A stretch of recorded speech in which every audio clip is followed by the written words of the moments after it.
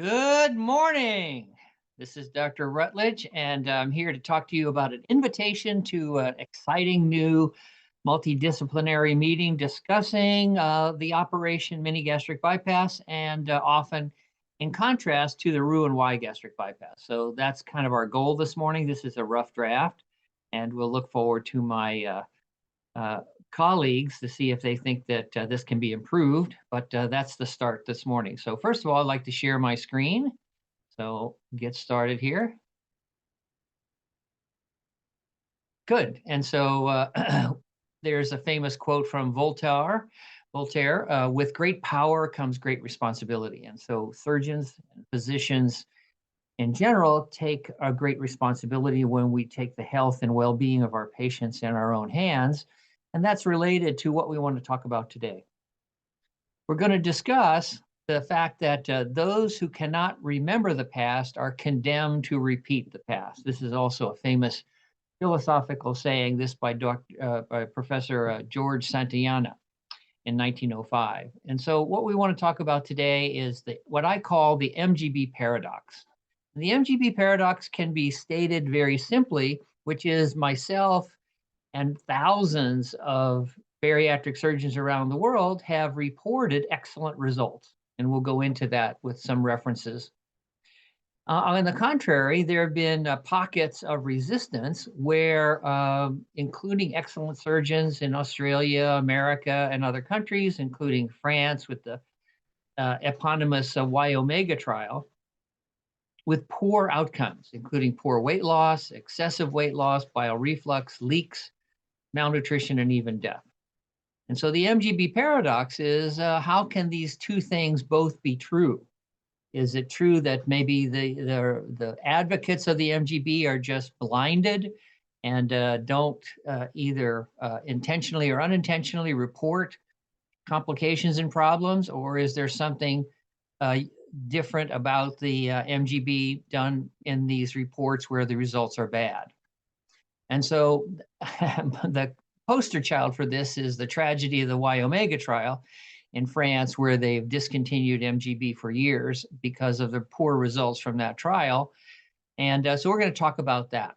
That's why we think it's worthwhile for you to participate in these upcoming discussions, because we think we have a very clear and cogent answer as well as the solution to the problem. So the beginning, we'd like to argue that the MGB is simple, elegant, effective, now durable for more than 20 years in the hands of the originators and those who adopted it 20 years ago. It's extremely powerful. It can be tailored to a patient from those who have no obesity and are simply treating a metabolic disease like diabetes. It's easily reversible and revisable, and those factors make it uniquely attractive for the surgeon who wants to provide the best quality care to their patients. Also, we're developing what's called the MGB2, where there's no staples used. It's a 30 to 60-minute surgery, same day surgery. And in our study so far, you can estimate a savings of over $3,000 in cost per case. So imagine an active surgical practice of 100 cases, that'd be $300,000 in improved cost savings. Okay, so let's do a couple of examples, good MGB, bad MGB. Okay, here's a study of 10,000 patients from India, one of the groups that will be participating in our conversation. 10,000 MGB patients, 10,000. Okay, weight regain at 5 years, 10,000 patients, okay? Weight regain after 5 years reported in this study, including all kinds of surgeons, one out of every 3 sleeve patients regains their weight. They're a failure, okay? 15% of Roux-en-Y patients compared to only 3% of MGB patients. And this is an unselected group of surgeons. This is just volunteer surgeons who participated in this study. And this is almost 10,000 patients. Unequivocally, the MGB is superior in weight regain. Another example is from Dr. Lee, 1,300 patients, only 2% required revision.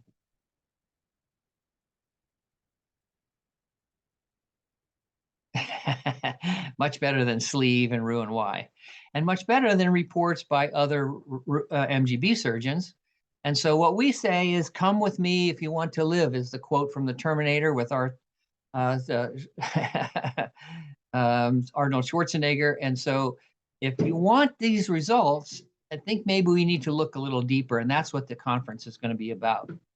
These are some errors which might explain bad results. And this is the conclusion as well as the beginning of our discussion.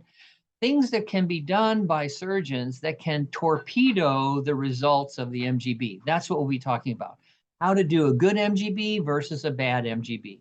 Bad MGBs, in my experience, and I think what you're going to hear in our conferences coming up, is errors like a short pouch, a twisted pouch, a bird's beak pouch, a narrow pouch, a pouch stricture, unnecessary dissection of the EG junction, leak, perforation, ulcer, BP limb is too short or too long, stricture, kink, blind loop syndrome, and misunderstanding the diagnosis and treatment, reversal of the BP limb, ischemia, foreign body, and more. It's simple. This is the conclusion. This is what we will be talking about. Don't do the MGB if you don't know what you're doing. Imagine any kind of technically demanding activity, whether it's surgery or anything else. If you don't know what you're doing, you're likely to have worse outcomes. What we would suggest is the explanation of the MGB paradox, that is, some good and some bad results, with the overwhelming results of good results in patients who are well trained and knowledgeable about the basics of the original MGB, is simply how the operation is performed and how the patients are managed. If you don't know what you're doing, don't do it. If you want to be opposed to the MGB, good, run away. But if you want to do the MGB, learn how to do it well. And that's what this conference is all about. So I'll go ahead and stop our screen sharing there. This is just a draft. I hope you find it interesting. And if so, let me know about it, and I'll be happy to edit it and make it more to your liking. Thanks again.